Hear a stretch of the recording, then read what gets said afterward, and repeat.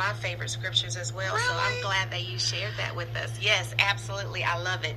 I think that when you hear that, you have to know that you can go on. I mean, it just automatically resonates exactly what it's supposed to do. Hope that you can carry on and do great things. So it's always good to refer to that scripture and the others that you talked about. I appreciate the opportunity to help someone find that hope, because no one needs to be lost without hope. That's not what our lives are supposed to be about. That you were designed for greatness. Oh, I love that. We Yes, are.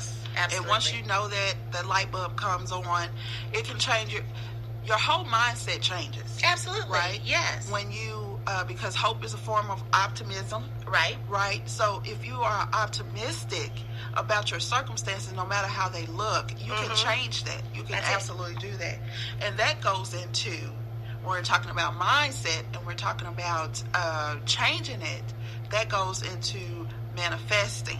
Yes, I cannot wait to talk to you about this. Manifesting the power of the decision-making process. Yes, just because it is as simple as deciding, no matter what it is, right?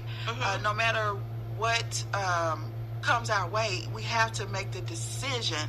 How are we going to handle whatever is in front of us? Right.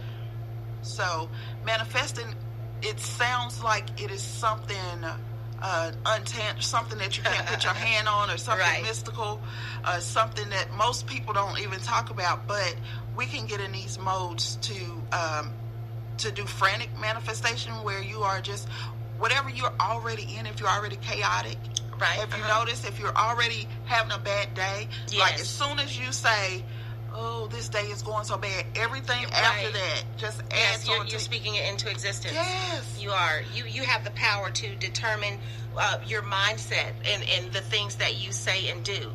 You have that power to make a good day better, or make a bad day worse, Oh, yes. just by what you manifest within yourself. Always manifest something positive. It doesn't matter how bad your day is. It's just one day. And guess what? You have breath in your body, so it can't be that bad. It can't. We have. If you are still here, if you can hear us, you have survived 100% of the things you thought that was going to take you out. I love that phrase. I really do. And it resonates with me. You have. Yeah. And that's just phenomenal in itself, isn't it? Yes. It's amazing that we can do that and to carry on. It gives you hope. Manifestation See? and hope. What? There it is. Yes. Because, like you said, you can talk yourself in or out of anything. Right. It's crazy how, when you think about it, your mind just it's all up there. Right. Your determination is there, like your perseverance is there if you just decide to do something. And I'm so excited to venture over into manifestation and manifesting, because we will be going into 2020. Yes. So soon. yes. Very soon. So this is important because you want your 2020 to be great. Yes.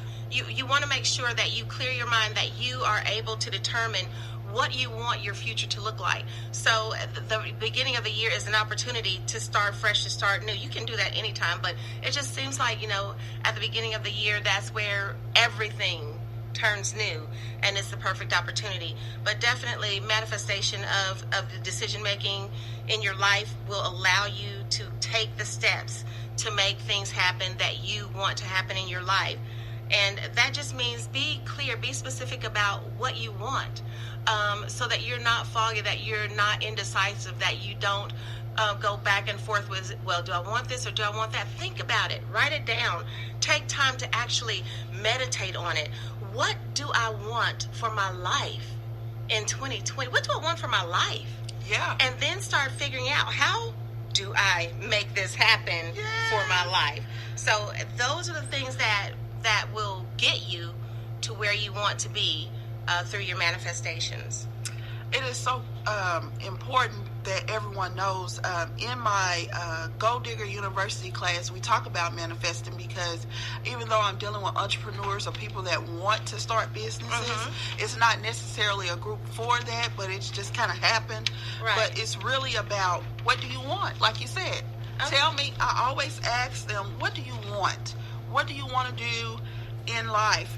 Whether we're talking about your 9 to 5, whether we're talking about your side business, or if you're full into your business, or in your personal life, like what do you want, and how are you going to take steps towards that? And so what Ray is talking about is a goal diggers, GOAL diggers, meaning that you're setting goals in your life to accomplish something great that has been on your mind, that's been in your heart, that's been in your soul long enough that you have come to the conclusion that you have to do it, and now is the time. Because a lot of times we have those things, but we never get to that point where I have to do this. It just always sits there in that stagnant stage of I want to do this. Yes. And your Gold Digger University, that is where they've made that first step, because they're taking an action to get it done. But once they're there, there's lots of work to do. Exactly. There are lots of things that have to be accomplished, and one of the first things that you have to determine is, what does that look like? Yes. What does it look like? And that it's, we have Disney Plus now. I know that. I have a 14-year-old girl. Let me tell you, okay? Verizon has given it to me for free for a year, so I downloaded it. Oh, my goodness. Is that right? Yes. Oh, boy. So I was super excited. When I pulled up my bill, I was like, oh, okay. Thank you for offering it. I will take that year. I've heard about that for a week now. Yes. So I watched Alice in Wonderland. Did you? Yes, and one of my favorite parts is when she runs into the Cheshire Cat, and she is trying to follow the White Rabbit, and she says, "Excuse me, sir, can you tell me which way I ought to go?" And the cat says, "Well, it depends a great deal on where you want to go." Got it. She said, "It really doesn't matter. I don't really have a destination." He said, "Well, it really doesn't matter which way you go, right? If you don't decide exactly and know after the decision, know, like, what is your tunnel vision? What do you want to do?" And that stuck out to me, because it's important to know, where do you want to end up? Absolutely. And if it doesn't matter where you end up, then it doesn't matter which path you take. Imagine us on a daily basis not knowing where we want to go or need to go. Chaos. Chaos. Chaos. Like, oh boy, I don't even want to imagine that.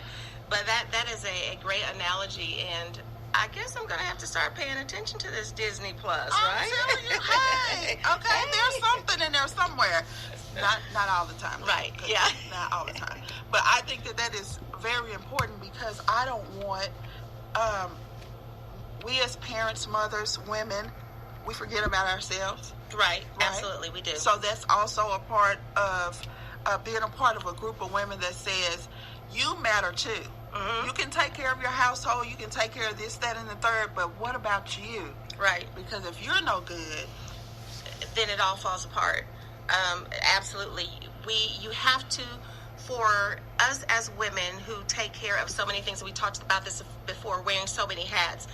If your vessel is empty, it is impossible to fill someone else's vessel up. Can't pour from you cannot do that. So it's important that you take care of yourself in that process. I also feel like if we are being transparent with this, that we need to make sure that we are, what is the word, that we refuse, or that we resist all the negativities around us, and try not to be, we want to be the fixer of all things, but that can sometimes cause us to get derailed in our pathway, because we want to be the nurturers, we want to be the givers all the time, but sometimes we have to clear those resistant things away. The like we talked about earlier, the fears, those things like procrastination, regrets, resentments, doubts, any type of resentment or form of resistance that will hinder us from getting where we need to be. We need to be cognizant of those things and find a way to not necessarily completely push them aside, but manage them and then make sure that they don't interfere with what else we have going on. And I think that's really important to trust the process along the way. Because we get to a place and then we're like, you kind of get stagnant and then you start to doubt yourself. It's like, oh, I did this much, so I can rest a little bit. And that turns into procrastination. Yes, absolutely. Like you said, because there has to be a balance. Now, we already talked about self-care earlier, but so don't get it confused with procrastination. Procrastination is when you know that you're supposed to be doing something. Right. And someday is not a day, right? Someday is not a day. So you're like, oh, I'll get to it tomorrow, or I'll get to it next week. We do that even with our health and even with making just simple appointments or calling a friend or any of that. We forget. Right? Because we procrastinate. So procrastination is a danger to your manifestation until you manifesting things that you know that you need in your life. And the first step in manifesting is to make a decision. Yes. And decisiveness is it's counterintuitive. You need to decide what you want to do, and then every day after that day, do what you're supposed to be doing. Absolutely. I think that what we also have to do is we have to make sure that we take care of the negativity and stay positive. Remember the good things that are happening in the process. Acknowledge what's being sent along your way. You'll get those signs. You'll get signs that will say you're headed in the right direction, or you'll get signs that say, I don't think this is the right path right now. Pay attention to those signs. They're very helpful, and a lot of the time we don't pay enough attention to them, and after the fact we're like, oh my goodness, I saw the signs. I just didn't pay attention to them. Yes. We do that in relationships too. Absolutely. We do indeed. Red flags.